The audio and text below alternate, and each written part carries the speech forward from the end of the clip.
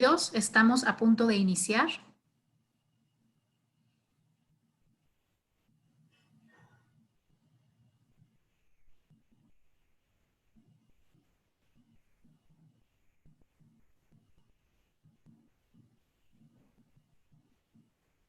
Ya solo esperamos la indicación de nuestro equipo técnico.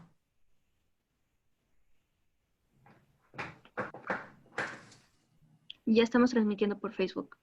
Muy bien, podemos iniciar entonces.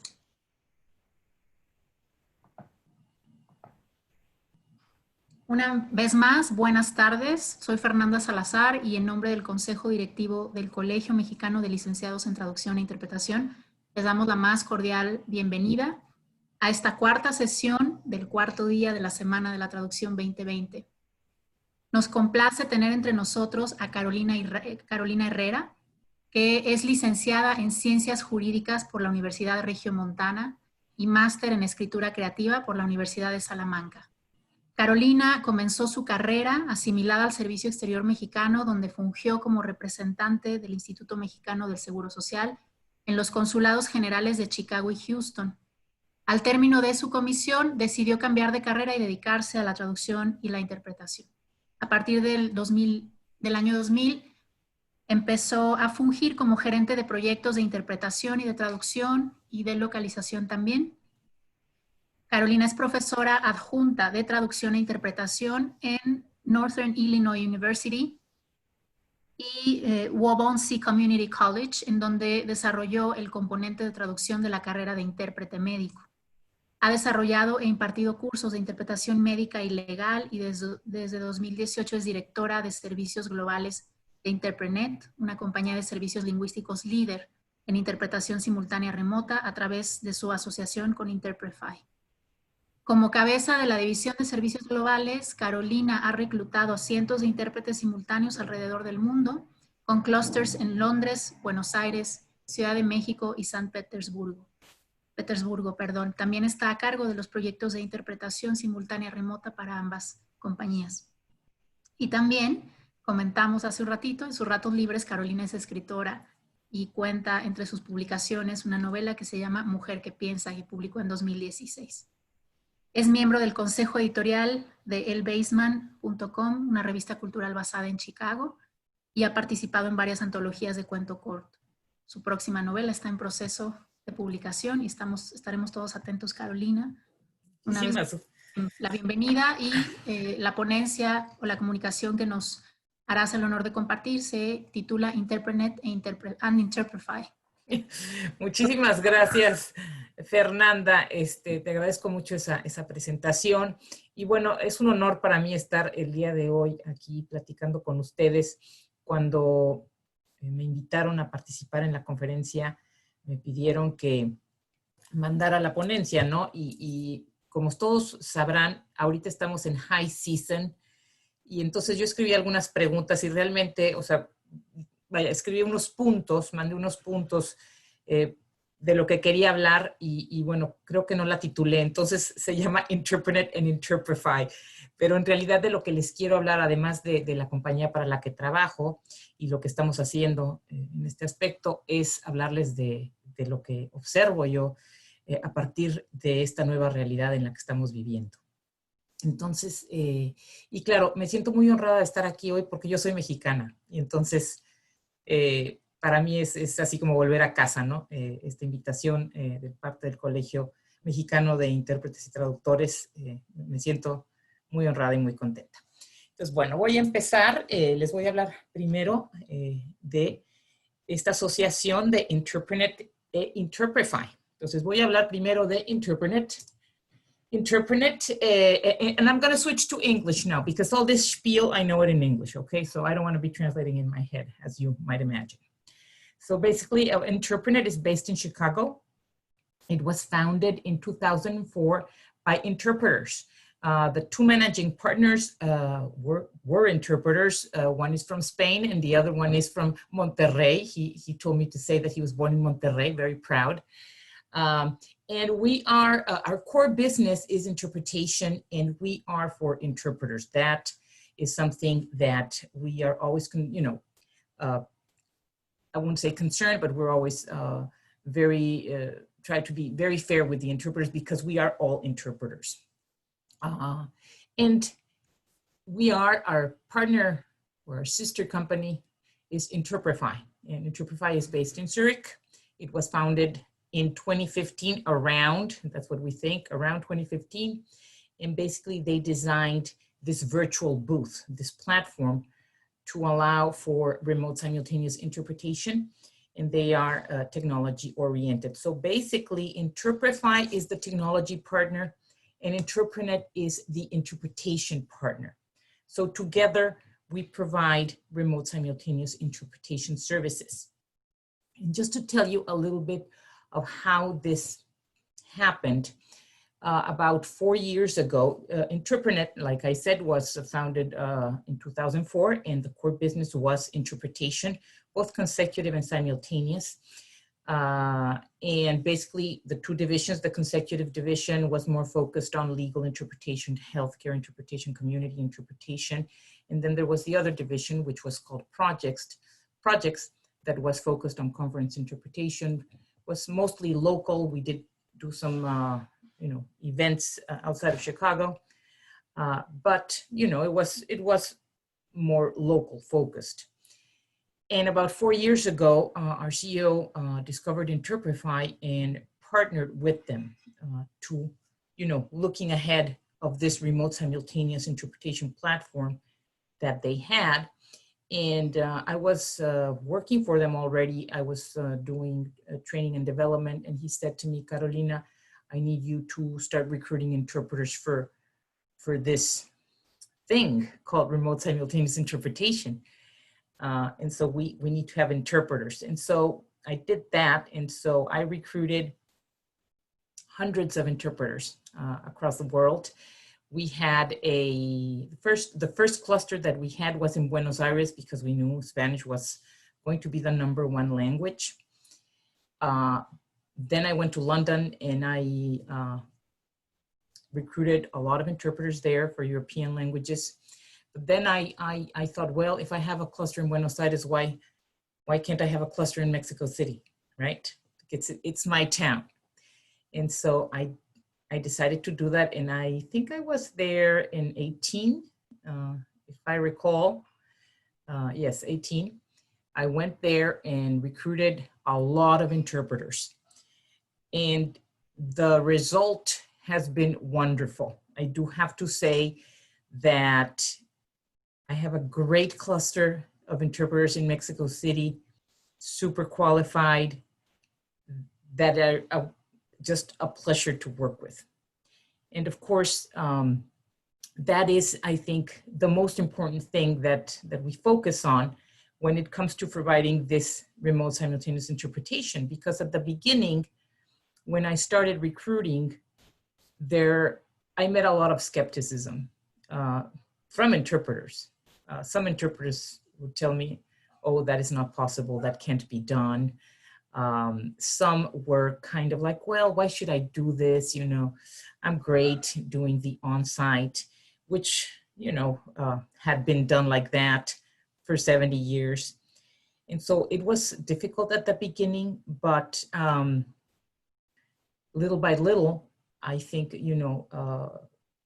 as we advanced in terms of providing this service and proving that it worked, we were able to bring more interpreters on board. And what I think has happened, and I'll talk about that in a little bit, about the post-COVID result. But what I feel is that skepticism is gone now, because now it's either that or nothing. So I think that what happened with translation 25 years ago, when the advent of the internet and translators, translation became a global thing, that is the same. That is what's happened now with interpretation. So I recruited a bunch of interpreters, and let me just go to my next slide so I can show you a little bit of how the organization of my department looks like. So we have the global services, which has recruiting, project management, and tech supporting global services. And I don't know, I think many of you have been in contact with our recruiting department. We used to have Luciano there. He had to leave the company for personal reasons due to COVID. We miss him, but the recruiting department has a vendor manager, a recruiting manager, and then it has recruiting specialists that recruit, qualify, and move the interpreters through the onboarding process. And also have the tech leads that conduct the 3-point checks and advise on technical issues. And this is very important because this is the first step. Basically, first, how do we qualify our interpreters? Well, all of our interpreters must have a degree in translation interpretation.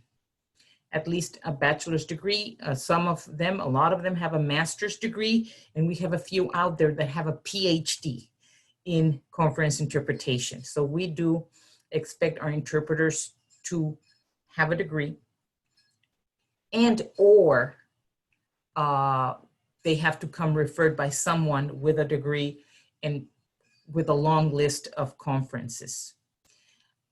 Because, we do understand that there are some, experienced interpreters out there that, probably, when they became interpreters, there was no career, for interpretation, but they're great interpreters. So we do have the expert interpreters that have that reputation, and have all these conferences under their belt. So we do very, very strict on our requirements.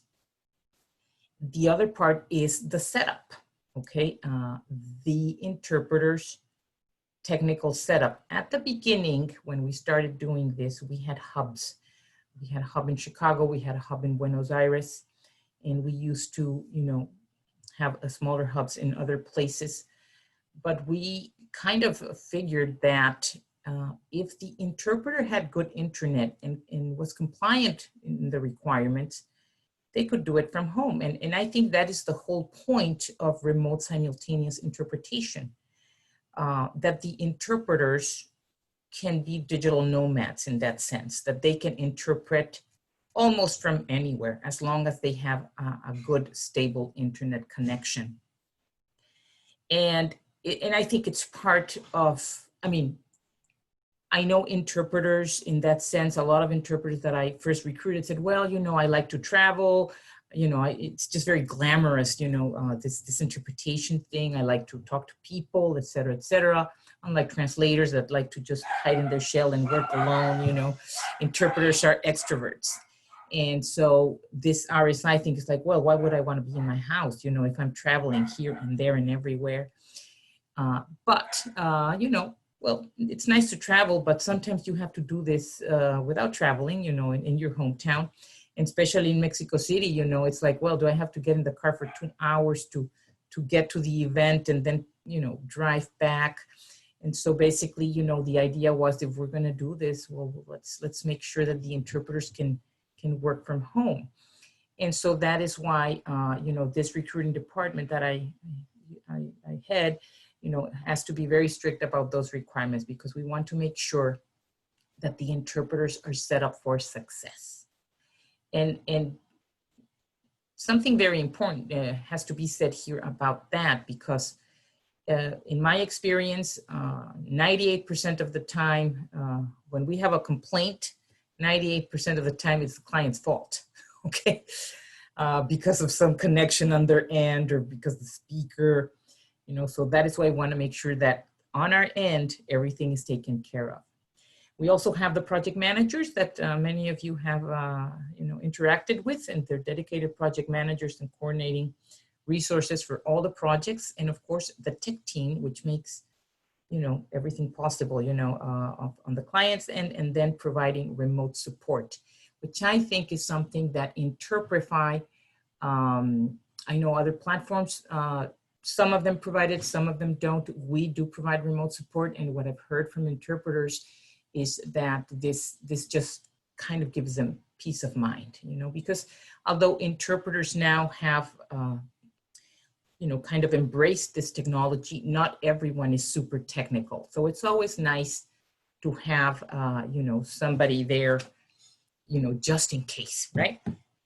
Something happens, which, it happens. So we want to make sure that, if there's a problem, we can jump right in to help. And so, just a little slide here of remember the good old days. And when I talk about the good old days, it's not even the good old days when everything was on site. It's the good old days when, it was on site and we had, the interpreters doing remote. And I kind of included that little picture of the booth back there. And, you can see how this is set up. But basically, the good old days, they're gonna come back, but it's gonna take a while. Because of course, what happened was that we had a pandemic in March. And of course, the recommendation was to stay home and stay safe. And this kind of flipped everybody's world. Because at that point, nobody knew what was going to happen. And there was great anxiety, especially, coming from Europe, because they were the first ones to shut down. And what we experienced in March, as many of you, I am sure, experienced as well, was canceled, canceled, canceled, canceled, canceled, et cetera, et cetera. And we were, I think, like many people, quite freaked out by this because we didn't know what was going to happen. However, I think that although we didn't know what was going to happen, I kind of felt that we were very well positioned, for this, because we already had the technology, we had the experience, we had been doing this for 3 years, and sure enough, it exploded. And basically, what happened was that all of those interpreters that at the beginning that I called that didn't want to, just transition into RSI, or the skeptics, came back and say, hey, I want to work, because now this is the way it is. It's not the other option because, honestly, when we started, it was like RSI was kind of like the mistress, and something that I could do on the side or just in case, or when I was not, doing on site. And now it's not. Now it's the wifey. Okay, so I think that changed a lot of people's minds. And the way I see it is that, interpreters won't be replaced by technology, but by interpreters who embrace technology. So I think it is very important that interpreters, I know I have a bunch in Mexico, but I'm just urging you, if you have any doubts about if you should do it, if you shouldn't do it, you should do it because, an interpreter that embraces technology, that wants to stay, informed and up to date, is an interpreter that we want to work with that interpreter. And we welcome those interpreters into our group. So basically the questions that or the points that I was offering for my presentation, were these couple of questions. Where do I stand as a conference interpreter post-COVID, right? Or as a translator post-COVID? So I just want to tell you what I see, based on all the work that we're doing right now. And just to give you a little bit of perspective, our work has tripled since COVID. Every single month, the work increases significantly. And I don't think on-site meetings will come back, but I think they will come back as we used to know them around the fourth quarter of 2021. And when I say on-site meetings, I'm talking about big events, events where there's a lot of people, kind of Vegas style. But smaller events, I don't know. I think a lot of Fortune 500 companies are starting to realize that RSI works, And so the other thing, there's a predominance of online meetings and webinars. That is what we are getting all the time, and nothing lasts more than 3 hours.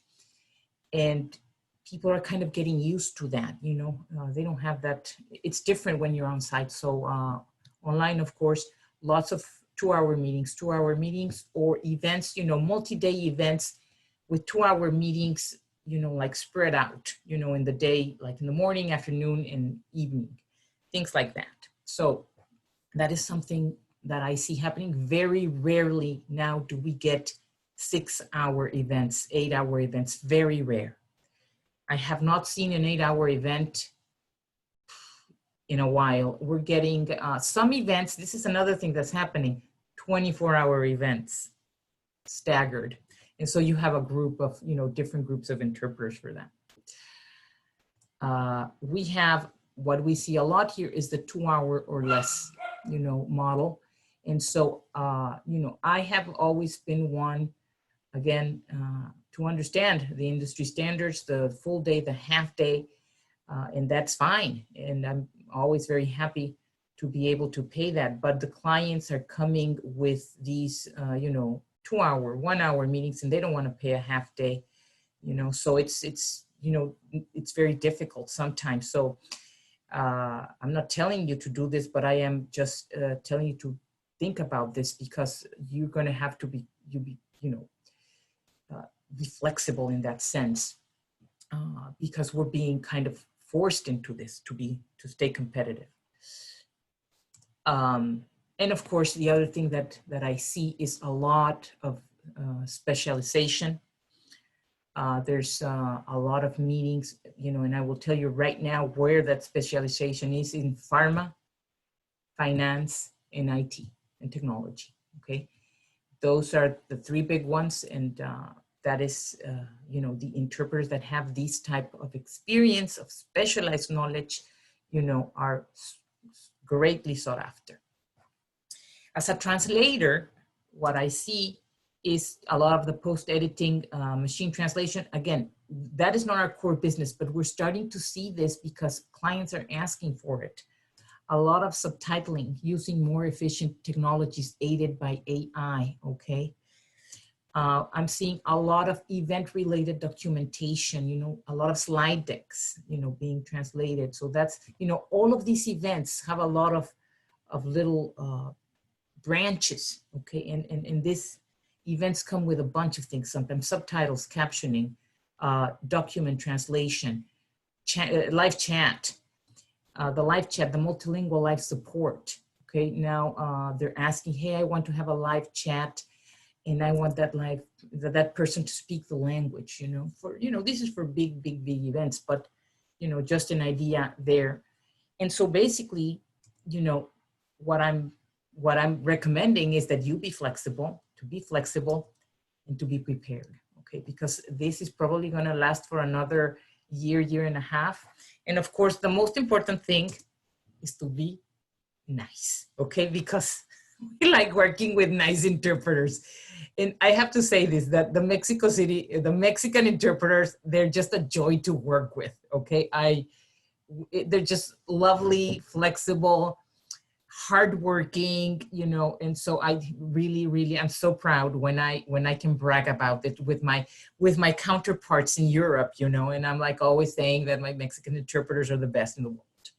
Okay, so, but, you know, I tell you, I have interpreters that are fantastic, but they're a pain in the butt, and they're at the end of the list, okay? Because, you know, project managers don't have time for that, because we're so busy that if an interpreter is constantly asking questions and wanting, you know, concessions, you know, it's exhausting, okay? So just, that is my advice to you. And I don't think I need to tell you, because again, the interpreters that we have in Mexico are fantastic. But just so you know, okay, I'm just gonna put it out there, okay? And I think we're getting to the 5-minute mark for the Q&A. Yeah. So, you know, I think I'm gonna stop there. Thank you very much, Carolina. Muchísimas gracias. De nada.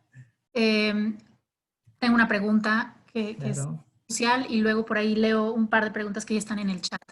Tú decías Ajá. que ustedes tienen un perfil de ingreso para sus intérpretes muy estricto, ¿no? Piden intérpretes con una Ajá. formación sólida, etcétera. Ujú, ujú. Tú dime, Sí. porque en el colegio, desde el colegio nosotros fomentamos todo el tiempo y damos mucho este mensaje de que independientemente de las vías de acceso, formaciones diversas que los llevan a interpretar o a traducir, debe de ser gente que todo el tiempo se esté preparando, que esté estudiando. No puede ser que un día de la noche a la mañana, por ser bilingüe, digas, hoy quiero interpretar. Dime, no desde la perspectiva de nosotros, los intérpretes y traductores, ahora desde tu perspectiva como cliente. Ujú. ¿Notas esa diferencia? ¿En qué se nota cuando un intérprete tiene una formación universitaria de grado académico, posgrado académico Mm. y cuando no la tiene? Bueno, mira, lo que pasa es que yo, bien lo has dicho, nuestros requerimientos son muy estrictos y entonces nosotros pedimos que nos manden su resumen, lo vemos, que manden su lista de conferencias, que manden una referencia, les hacemos un test, los escuchamos cuando están trabajando, o sea, hacemos muchas cosas para comprobar que lo que dice el intérprete que es cierto, ¿no? Y normalmente, digo, nadie tiene, o sea, yo siempre pienso que la gente actúa de buena fe, y entonces así es muy raro que un intérprete me diga, tengo 7 diplomas y que falle, ¿no? Entonces, pero claro, también hay intérpretes que no tienen ese título, pero que tienen una gran experiencia. Entonces, yo los entrevisto, ya no lo hago yo, pero yo cuando comencé, yo entrevisté a cada uno de los intérpretes personalmente. Y yo me doy cuenta, luego te das cuenta cuando un intérprete tiene este know-how, tiene la educación, tiene la experiencia, ¿no? Y aquí en Estados Unidos es muy común, no lo veo yo tanto en la cuestión de conferencias, porque un intérprete de conferencias que no es un intérprete de conferencias truena la primera, ¿no? Entonces, pero un intérprete consecutivo, por ejemplo, un intérprete de médico, ¿no? Puede decir, ay, soy bilingüe, voy a ir a interpretar, ¿no? O voy a ir a la corte a interpretar porque soy bilingüe. Y claro, ahí poca gente se da cuenta hasta que estás ahí, ¿no?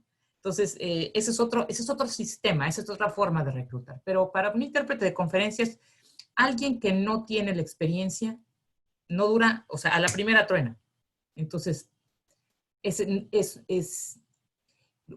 voy a decir la verdad, una sola vez nos pasó con un intérprete que tenía un degree, que se congeló, pero esa es otra historia, ¿no? Entonces, a cualquiera le puede pasar, pero bueno, esa Ok, es básicamente la situación. muchísimas gracias. Por ahí nos preguntan también, dice Salomé, for 2-hour events, do you work with 1 or 2 interpreters? Normalmente, nosotros somos también muy estrictos, ¿eh? 2 intérpretes, siempre. For 2-hour events, 2 intérpretes. Okay, Porque esa es la otra. Oye, ¿podemos usar un intérprete por 1 hora? Sí, nada más que me claro, pagas ahorro costos. mediodía, y se los pago al intérprete, ¿no? Entonces, es un poco también to be fair, ¿no? Pero bueno, con algunos clientes se puede, con otros clientes no se puede. Entonces, a veces yo lo que trato de hacer es cuando se puede, hay que pagarlo, y cuando no se puede, pues hay que negociarlo, ¿no? Entonces, es un poco, como digo, I want everybody to be happy. The client, the interpreter, me, ¿no? Entonces, es un poco eso, to be fair. I think that is the most important thing. Por supuesto. Y tu rol es difícil porque estás justo a la mitad entre los usuarios o clientes y los intérpretes, los profesionales de mediación lingüística. Nos da tiempo de 2 preguntas más. Gabriel Cliff, you're telling us your workload increased 3 times. 3 Do you have times. particular strategies to keep these numbers up in the aftermath of the pandemic and beyond? Well, what I think is that this probably will continue. It's a growth pattern that will continue just because companies know that they can do it. They didn't know they could do it, and now they know, you know. And so I think this growth pattern will continue. Of course, it will stabilize at some point because then you're going to have on-site events again, and that will, you know, we're still going to have work, you know. So. But I think that this online meeting thing just exploded. So that I do see continued growth for a while. Perfecto. Hacen ya preguntas después muy puntuales, Carolina, como costos, tarifas. Eso lo hablamos en privado. Yo creo que corresponde que nos dejes tus datos de contacto. Ay, por aquí creo que les iba a poner mi email es carolina@interprenet.net. You can all email me, carolina@interprenet.net. I'll be happy to answer your questions. And then if you want to be part of the team, come on down. We'll onboard you. Muchas gracias. Lo escribí en el chat. Corrige. No, te lo escribí a ti en privado. Perdón. Lo pongo en público para que lo vean y me digas si está bien. Ay, no, ¿sabes qué? Espérame, no lo veo, espérame tantito. Ay, es que no sé ni cómo hacerle aquí, espérate. Ya lo puse. O sea, yo aquí con Technology y batallando con el Zoom. Nos pasa. No sé ni cómo hacerle, pero anyway, carolina@interprenet.net. Muy bien.